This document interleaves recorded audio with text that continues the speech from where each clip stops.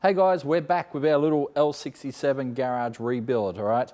It's time to put some rods and pistons in this thing. We have got our rods and pistons back from Top Torque. They've alleviated some clearance issues for us. And so I've already measured them up on the bench, and I'm not going to show you me measuring them because I copped so much shit for it that I'm over it. I'll just do what I need to do, and you guys can just watch. Comment if you like. But anyway, so I have done the ring gaps. You saw that in another video. I have cleaned up the edges of the rings. Before anyone comments, I have dressed the edges of the rings with little diamond file. So they're not going to score the bores or anything like that. So ring gaps are done. So right now we're going to put rings on pistons and then basically pistons into bores and torque them up, and basically the short block will be pretty much done. Then we'll just, camshaft, sump, all that stuff, oil pump. We'll put it all together and it will run awesomely. I promise. So let's get some rings on these pistons and make this happen.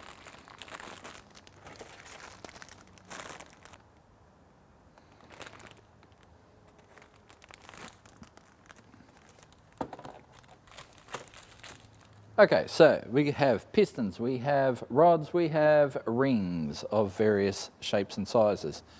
So that's your typical L67 piston. Now they go in, see these two ridges under the piston? They go towards the front of the engine. There are no markings on top of the piston at all. So the ridges right there, so ridges there, no ridges there. These ridges go towards the front of the engine. So if this is number one rod, which it is, it'll go in basically that way with the ridges. Rings. This is an oil ring. Well, this is an expander for the oil ring. So I don't know if you can see, but at the end of the rings, they go upwards. And the upwards goes upwards on the piston as well, all right? So basically the little ends will point up.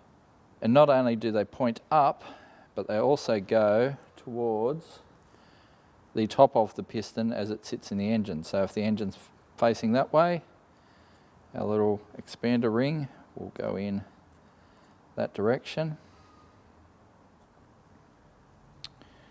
And it will be basically facing that way. All right, get our oil rings. Now these rings don't seem to be any different either way, so we can go top and bottom.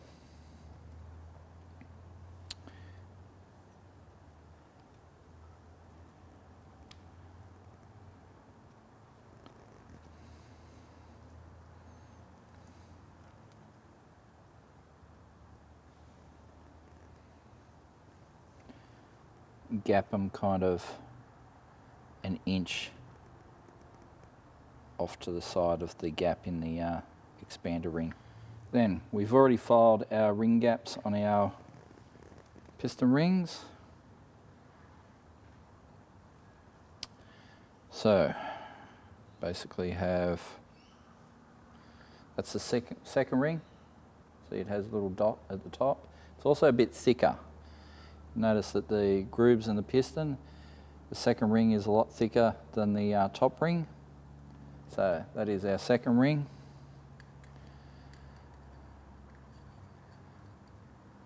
So we're going to just put that kind of 90 degrees out of phase with the oil ring.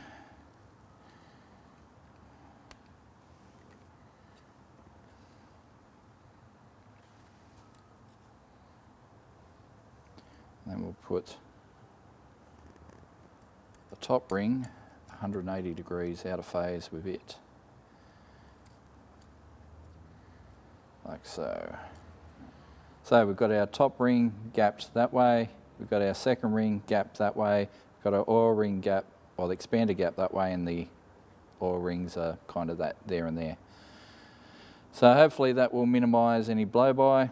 But anyway, that is number one, done. And so we repeat 6 times. Fun and games. Where's our things? It's going that way. Top of the engine's that way.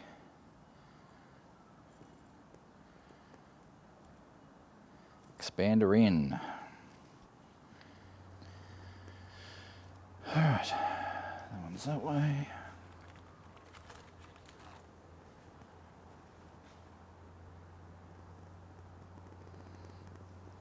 So for a job like this, when you're putting engines together, you probably don't want to use a synthetic. It kind of doesn't help the rings bed in. Use a good quality mineral oil. Obviously, we favour the Valvoline. So I'm just going to tip some into this container here.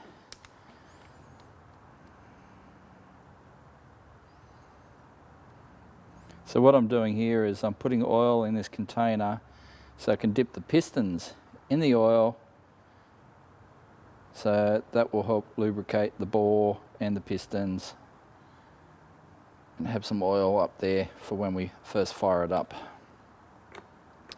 It's probably not something professional engine builders do. They probably just squirt some oil in the bore or whatever. It's just something I've been doing for 30 years and it hasn't really led me astray. So it's been a pretty good run with the engines I've done. So might move this over here so I'm not dragging oil all over the floor. I'll just set it down there on our little drip tray. And now the fun part. That one first, so I'm just going to rub a little bit inside the bores to start off with.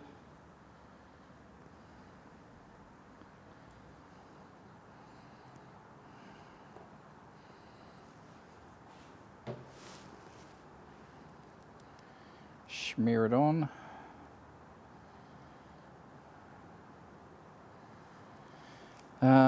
Okay, so where are we going? We're going that way, like so. It's going to go into the bore like so, but I need to dip it in my oil. Basically up to the pin. Whoops. Bit of oil on the floor. Now, let me get my ring compressor.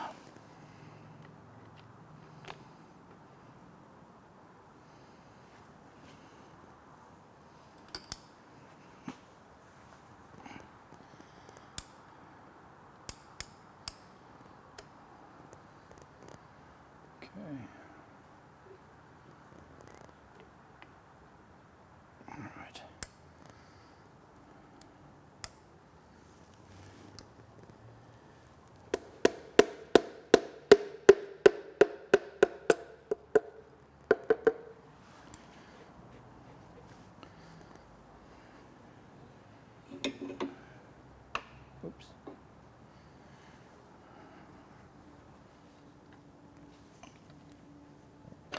There we go.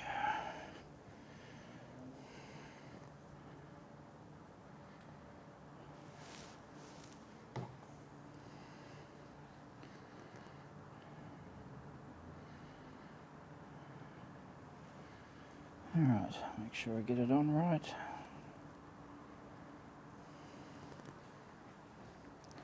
Make sure there's a bit of lube on the bolts.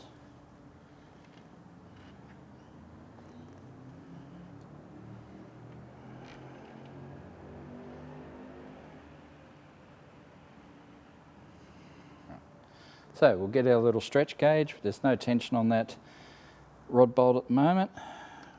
Gauge around the rod bolt. Now we zero it.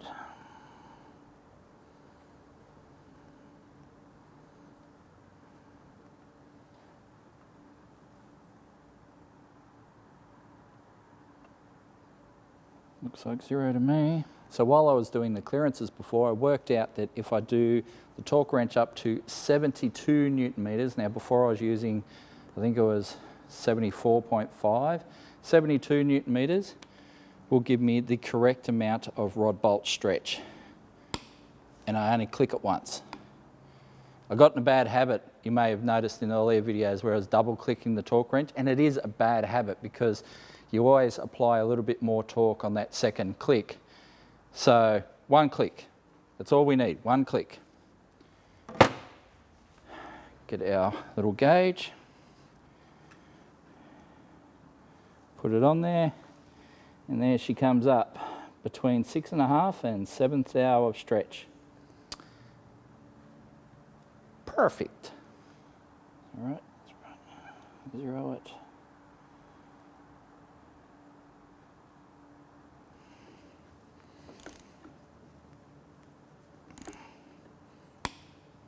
One click.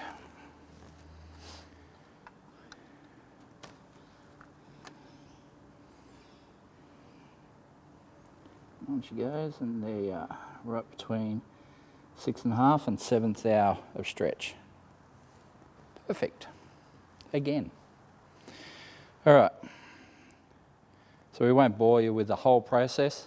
Now I've got to go through and do the other 5 pistons and rods and rod bolts and stretchers. Yep.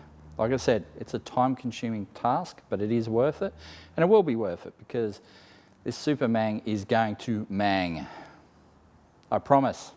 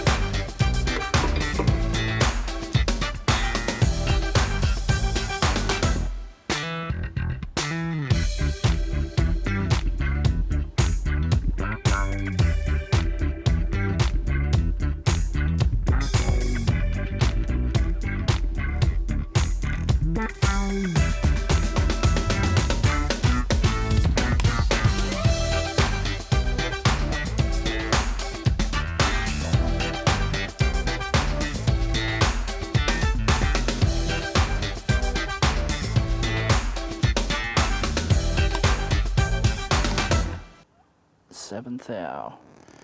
Perfect. So that is us pretty much done with the crank rods and pistons. Not pretty much, we're done. So now it's just a matter of doing the front side of the motor. We'll get the front side on, we'll do the sump. Actually, we'll do the front side, we're going to need to do the back side with the rear seal, do the sump, get the cam in before we do the front side. So there's still some stuff to do, but we are getting there. I'm hoping this thing will be a bit of a ripper. I guess we'll see.